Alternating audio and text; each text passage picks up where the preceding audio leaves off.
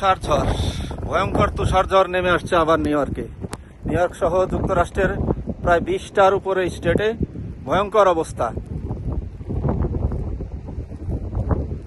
আজকে আনুমানিক বেলা 2টা থেকে পড়া শুরু হয়েছে, সারা রাত পড়বে এবং আগামীকাল সোমবার সকাল দুপুর 1টা পর্যন্ত পড়বে স্নো। অলরেডি প্রায় হাঁটুর কাছাকাছি পড়ে গেছে, অলরেডি প্রায় 5-6 ইঞ্চি পড়ে গেছে অলরেডি। এটা 20 ইঞ্চি পর্যন্ত পড়ার কথা এবং ভ্রমণ নিষেধাজ্ঞা দেওয়া হয়েছে।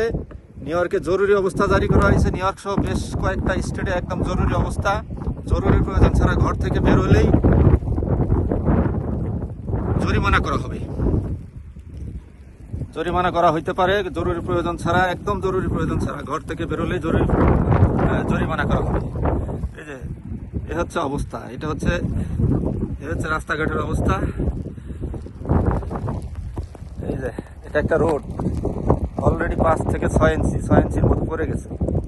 সেটা কালকে পর্যন্ত এটা 20 ইঞ্চি পর্যন্ত যাবে, এটা আশঙ্কা করা হচ্ছে।